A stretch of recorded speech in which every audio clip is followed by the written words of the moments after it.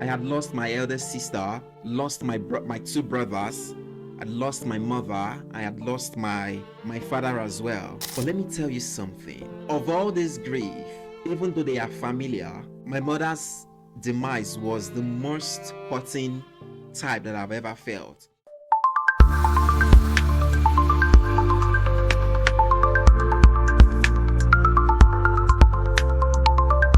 You know, I had thought grief would be very, very loud, dramatic, obvious, bold, like the type we see in the movies, where we see tears, screaming in the rain, tearing of shirts, and loud cries.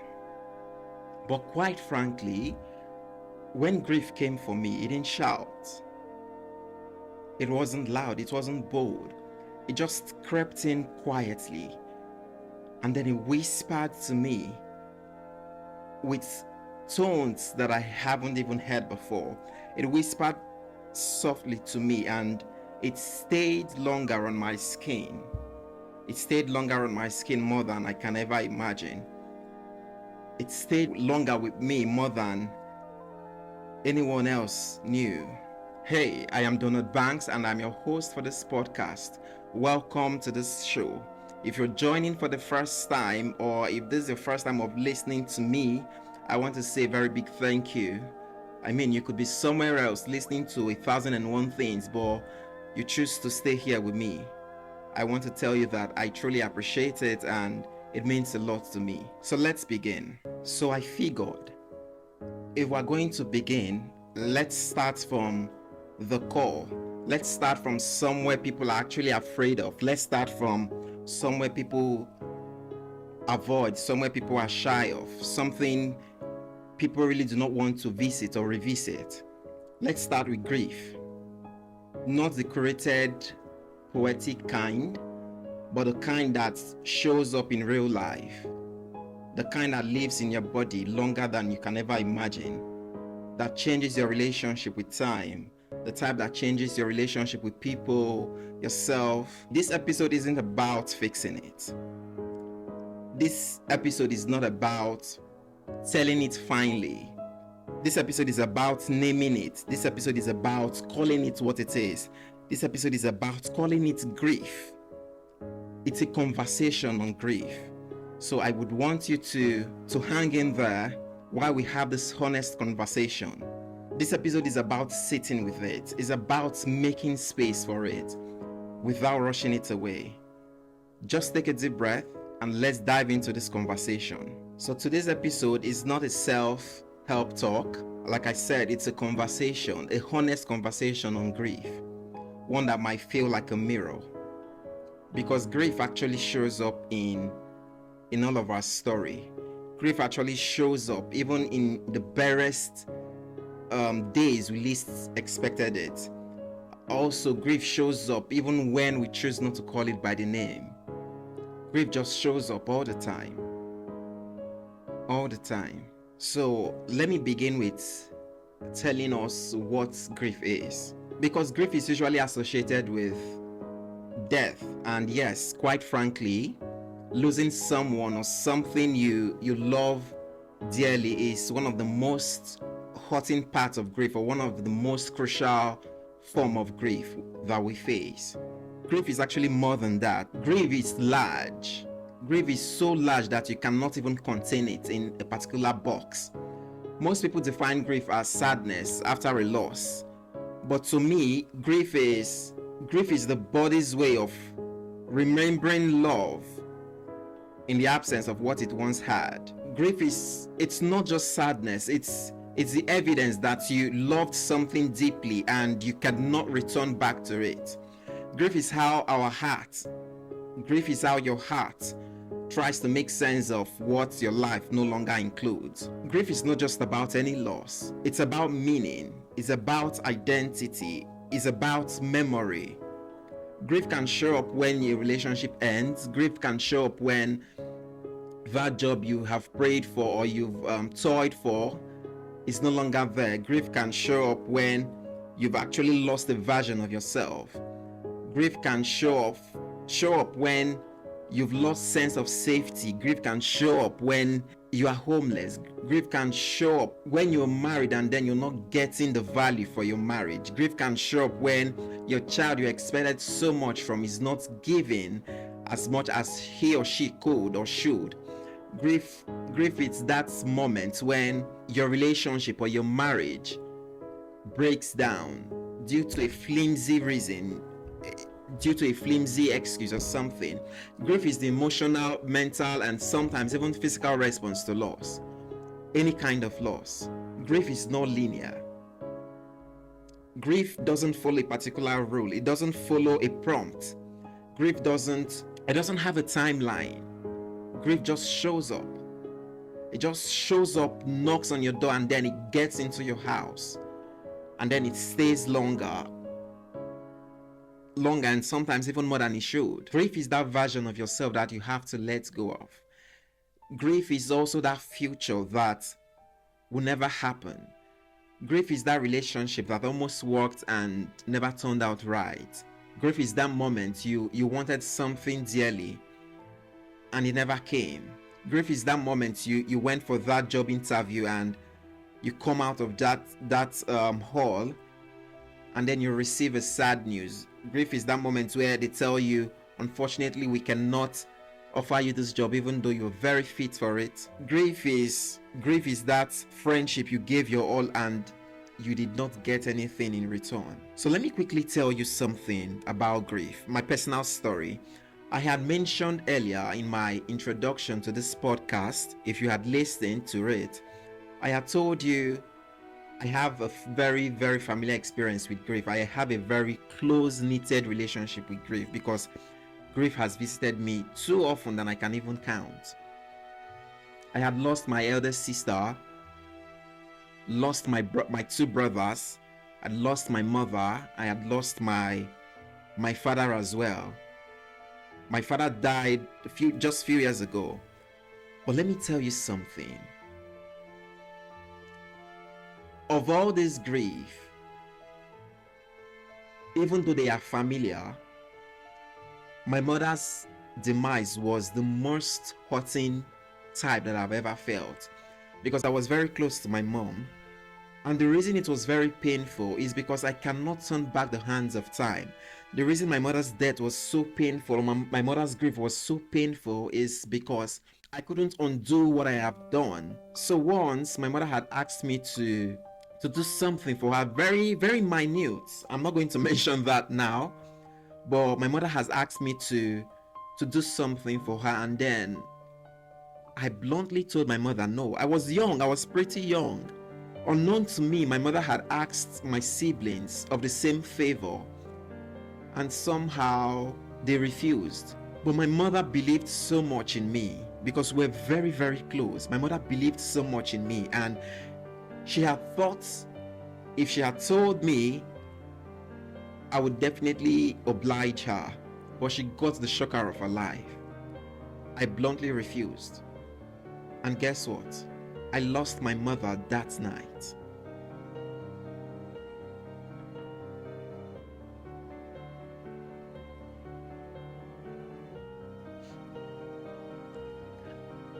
I had gone to my mom's room later in the night and only for me to see her jerking.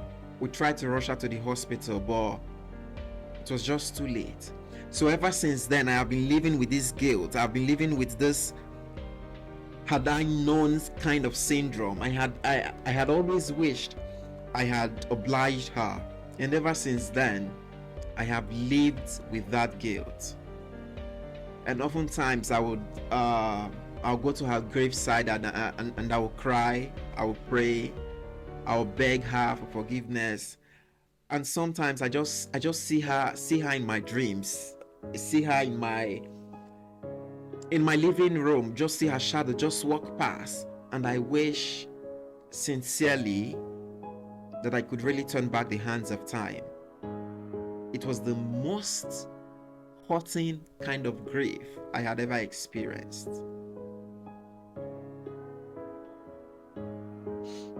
So I want to tell you that if you have ever been there, if you've ever been in this situation, if you've ever felt any kind of grief, or if you are there now, I just want to tell you that I see you. I know how hurting it could be, or it can be, because I've felt it. I've experienced it. I have lived with it for years, decades. And I just want to tell you that we are going to heal together. Just hang in there tightly and we'll pull through together. So you might have heard of the 5 stages of grief, where we talk about the denial, the anger, the bargaining, the depression, the acceptance. Why all these are helpful, it is not a checklist. It is not a manual to grief. Grief doesn't move in a straight line. Grief just shows up. It just bumps, and you just have to accept it. You just have to live with it. That is how painful grief can be. Because you might feel acceptance one day and collapse into anger the next day. That's normal. And there are a few myths I would like to challenge about grief. Myth 1 is when they tell you you'll get over it. The truth is, you don't get over grief. No one does. Personally, I haven't gotten over grief. I just try to grow around it. You just grow around it. Myth 2, they tell you to be strong. Truthfully, strength is allowing yourself to feel it. Strength is allowing yourself to feel grief, to embody it. And then myth 3, they tell you time heals all wounds. Why time can help to heal all wounds? It doesn't really erase the memory of that experience. Time doesn't really erase it totally. It just helps you briefly in a moment, but the memory is there. So how do we cope with grief? Personally, I try to do certain things. I try to journal it. I try to write about it. I try to talk to people about it. And sometimes I would cry even in the shower, or even when I'm just alone, I would just cry. Even when you try to suppress it, grief doesn't like to be suppressed. Grief just wants you to have an outburst of emotions. Suppressing grief doesn't make it smaller. It just makes it quieter and even heavier. It makes it stronger, and it becomes a burden. It becomes a burden. So one of the foremost thing you need to do while grieving is just to give it space. Grief needs space. It needs a room. It needs a vacuum. And you try to journaling it as well could also help. Writing to the person you are grieving for, or the thing you are grieving for, can actually help you. Grief wants you to give it a voice. Grief wants you to talk about it. Do not silence grief. Just name it. Just call it something. All right. For me, I mentioned earlier that I tried to go to my mom's grave. I would cry. I would try to talk to her, even though I know she's not going to hear me. But I just want to talk. I just want to vent. I just want to say something. I just want to tell her that I am sorry. Just document it. Document it. When you're documenting your grief, it doesn't have to be neatly written. It doesn't have to be finely put together, even though it's messy. Just do it. Again, to help you, just seek therapy. Just find a safe space where you would unpack all that messiness. Also, rituals can also help you. Lighting candles, going to graveyards for someone who had died, going to particular spots for probably a relationship where you shared your first kiss and all that. Just create rituals, any kind of ritual. Lighting a candle, all right, can also help. Just say their name, just mention their name. And then community. Sometimes grief wants to be seen. Grief does not want you to silence it. Okay? Grief just wants to be witnessed sometimes. Grief just wants someone to talk to. Grief just wants someone to listen to your venting. All right? And lastly, protect your energy. Guard your energy jealously. All right? You don't have to explain your pain to everyone. Not everyone deserves access to your grief. Not everyone. Protect and guard your energy jealously. Whoever is not fine with you at that moment you are grieving can wait. Not everyone deserves access to it. And lastly, be patient. There is no timeline. There is no medal for fastest healed. There is no medal for someone who healed quicker than others. Okay? Just honor your process. Even if it's taking time, even if it's very slow, even if it's very quiet, even if it's confusing, even if you do not understand it, just honor the process. There is no timeline to grieving. There is no fastest griever. So let me give you these personal tips. For me, healing started when I stopped asking. Healing started for me when I started asking, when will all this end? And I started asking, what do I need to do right now? And sometimes the answer was just rest. The answer was just for me not to overthink. Sometimes the answer for me was to cry and scream into my pillow, even while I'm having a bath. I just want to cry. I just want to vent. Sometimes it was just to go outside and take a long walk and then come back. Sometimes I just want to exist because I can't even help it. I can't even undo what has been done. All right. So I just want to exist. I really do not try to think too much of this, even though the weight on me is so heavy. I just try to exist. I want to tell you that grief is not a weakness. Grief is a sign that you've loved something deeply. Grief is a sign that you have emotions. Grief is a sign that you've actually lived fully and you've actually lost something that mattered dearly to you. So if you are grieving right now, just please know that there is nothing wrong with you. You are not too sensitive. You are not taking too long to heal. You're just being patient. You are just grieving. You are just being human. You are just feeling the impact of something that mattered the most to you. You're just feeling something that has created a vacuum in you. Grief is not a problem. It's evidence that you loved, that you lived, that you were attached to something meaningful. You don't have to be okay to be healing. You don't have to know how this ends. All you need to do is just breathe and just be there. Hang in there tightly. Your healing will come. It doesn't matter how long, it doesn't matter how fast, it doesn't matter how slow. Take your time and process your grief and you will be fine. So if you're grieving right now, I hope this episode reminds you that you're not broken.